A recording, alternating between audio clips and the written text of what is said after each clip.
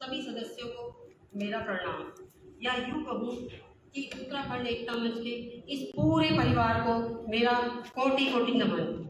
मैं लता रावत आज सबसे पहले उत्तराखंड एकता मंच की राष्ट्रीय संचालन समिति का तहे दिल से शुक्रिया अदा करना चाहती हूँ, धन्यवाद करना चाहती हूँ, आभार व्यक्त करना चाहती हूँ जिन्होंने मुझे इस मंच के योग्य समझा और अपनी बात रखने का अवसर प्रदान किया। दोस्तों, आज मैं आप सबका ध्यान एक बहुत ही अहम और संवेदनशील मुद्दे की तरफ ले जाना चाहती हूँ, जिसने कि पूरे उत्तराखंड क्या पूरे देश को झकझोर कर रख दिया। Ankita Bhandari murder case. कौन है ये अंकिता भंडारी? इसके बारे में बताने से पहले मैं आपको सिर्फ ये बताना चाहूँगी कि शब्द मेरी पहचान बने तो बेहतर है, शब्द मेरी पहचान बने तो बेहतर है, चेहरे का क्या है वह तो मेरे साथ यूं ही चला जाएगा।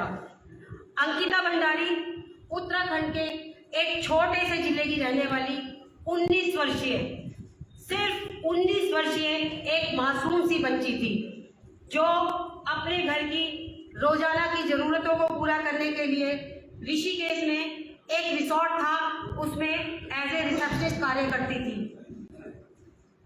यह रिसोर्ट पुलकित आर्य द्वारा चलाया जाता था, जो कि बीजेपी के एक जाने माने नेता विनोद आर्य के पुत्र हैं। इस रिसोर्ट में देह व्यापार से संबंधित गलत कार्यों को अंजाम दिया जाता था। अंकिता भंडारी को भी इसमें धकेलने की कोशिश की जा रही थी। उसका विरोध करने पर 18 सितंबर 2022, दोस्तों 18 सितंबर 2022 को रहस्यमयी परिस्थितियों में अंकिता भंडारी लापता हो गई। अंकिता भंडारी के माँ बाप ने अपनी फूल सी बच्ची को ढूंढने का भरसक प्रयास किया, जगह जगह पुलिस स्टेशन के धक्के खाए। कभी कोई कहता इस पुलिस स्टेशन में जाओ, ये हमारे इलाके में नहीं पड़ता, कोई कहता इस पुलिस स्टेशन में जाओ, ये हमारे इलाके में नहीं पड़ता।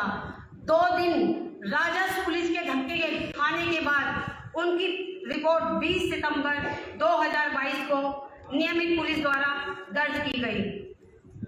काफी खोजबीन के बाद 24 सितंबर 2022 को, यानी कि अंकिता भंडारी के गायब होने के सिर्फ 6 दिन बाद, 6 दिन कितने होते हैं दोस्तों, ये आप सब जानते हैं। घर की बच्ची गायब हो जाए, एक दिन माँ बाप के लिए समय निकालना मुश्किल हो जाता है, लेकिन 6 दिन बाद उसकी लाश ऋषिकेश के चिल्ला नहर से बरामद की गई।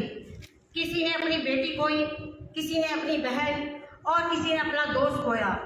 इस शर्मनाक घटना के बाद उत्तराखंड बंद का आह्वान हुआ, लोग सड़कों पर उतर आए, सरकार और पुलिस के सामने धरने प्रदर्शन हुए। आम जनता काफी रोष में थी। रिसोर्ट के मालिक पुलकित आर्य, मैनेजर सौरभ भास्कर और अंकित गुप्ता को पुलिस हिरासत में ले लिया गया। रिसोर्ट में स्थित अंकिता के कमरे को बुलडोजर द्वारा गिराया गया। ऐसा प्रतीत हो रहा था कि सरकार द्वारा अंकिता को जल्द ही न्याय दिया जाएगा, लेकिन हाय रे अंकिता की बदकिस्मती, इतने सारे सबूत, अंकिता की लाश पर चोट के निशान, इतने सारे गवाह होने के बावजूद आज 8 महीने होने को आए हैं, लेकिन अंकिता को इंसाफ नहीं मिला। अंकिता चली गई, अपने पीछे छोड़ गई अपने रोते बिलखते बेसहारा माँ बाप, माता पिता, अपने दोस्त और बहुत सारे सवाल। वो सवाल जिनका जवाब सरकार को देना चाहिए, हम सबको देना चाहिए, इस समाज को देना चाहिए। दोस्तों, ये महज एक दुख भरी घटना नहीं है, ये सरकार की नाकामी है, न्याय प्रणाली की नाकामी है, सारे समाज की नाकामी है, हम सब की नाकामी है। जब जब इन अपराधों के बारे में हम बात करते हैं, सुनते हैं, हमारा सर शर्म से झुक जाता है। लेकिन कब तक हम झुके रहेंगे? न्याय प्रणाली में जहां इंसाफ के लिए वर्षों लगते हैं, इसको बहुत ही गंभीरता से देखने और समझने की जरूरत है। सियासत और राजनीति से हटकर हमें सिर्फ और सिर्फ क्राइम और जुर्म के नजरिए से देखा जाना चाहिए। क्रिमिनल्स के लिए 0 टॉलरेंस होना चाहिए। इस घिनौने अपराध की सजा सिर्फ और सिर्फ फांसी होनी चाहिए और कुछ नहीं।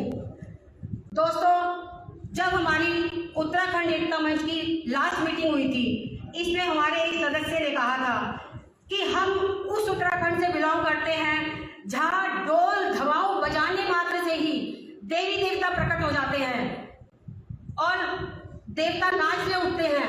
मैं कहती हूँ हम उस समाज से हैं जहां पर धारिणी देवी को छेड़ने मात्र से ही भयंकर प्रलय का सामना लोगों को करना पड़ा था, जिसको हम आज तक नहीं भूले हैं। तो फिर आज तो ये हमारे देश की बेटी के साथ अन्याय हुआ है, हमारे उत्तराखंड की बेटी के साथ अन्याय हुआ। मैं कहती हूँ आइए बजाइए ढोल दबाऊ, प्रकट कीजिए देवी देवताओं को, आने दीजिए इस भयंकर त्रासदी को, ताकि आने वाली कई पीढ़ियां हमारे देश की बेटी, हमारे उत्तराखंड की बेटी को छेड़ने से पहले 1000 बार सोचे। दोस्तों, समाज को बदलने का सबसे अच्छा और असरदार तरीका दुनिया की महिलाओं का एकजुट होना है। आइए हम सब मिलकर भारत की बेटी, उत्तराखंड की बेटी, इस देश की बेटी को न्याय दिलाने की मुहिम में एक साथ जुड़े। परंतु ध्यान रहे, जब लक्ष्मण मूर्छित हुए थे तो हनुमान जी को भी संजीवनी बूटी लाने के लिए सिर्फ और सिर्फ सूर्योदय तक का ही समय दिया गया था।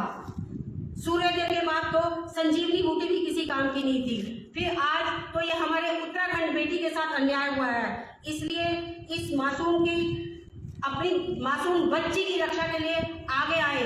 एक लाचार और बेबस माँ के आंसू सूखने से पहले उसके साथ कंधे से कंधा मिलाकर न्याय की गुहार करें। इसके लिए मैं एक कविता सुनाना चाहूंगी। यहाँ काफी सारे लोगों ने कविताएं सुनाई तो मुझे भी थोड़ा जोश आ गया, मैं भी कविता सुनाना चाहूंगी। लहरों से डरकर कभी नौका पार नहीं होती, लहरों से डरकर कभी नौका पार नहीं होती, कोशिश करने वालों की कभी हार नहीं होती। नन्ही चींटी जब दाना लेकर चलती है, नन्ही चींटी जब दाना लेकर चलती है, चढ़ती दीवारों पर 100 बार फिसलती है।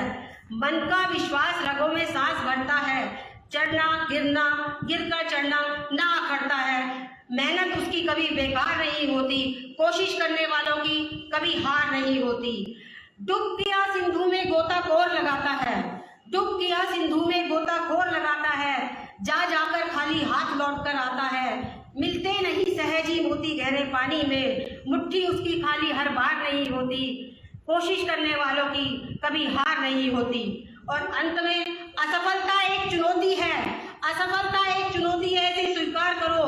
क्या कमी रह गई देखो और सुधार करो। जब तक ना सफल हो, जब तक ना सफल हो, नींद चैन को त्यागो तुम, संघर्ष का मैदान छोड़कर ना भागो तुम। कुछ किए बिना की जय जयकार नहीं होती, कोशिश करने वालों की कभी हार नहीं होती, कोशिश करने वालों की कभी हार नहीं होती। और अंत में मैं सिर्फ इतना कहना चाहूंगी कि ना हार चाहिए ना जीत चाहिए।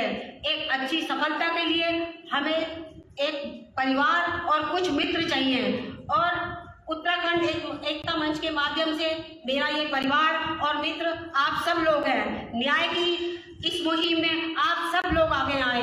एक माँ के आंसू सूखने से पहले आप सब लोग इस मुहिम का हिस्सा बने।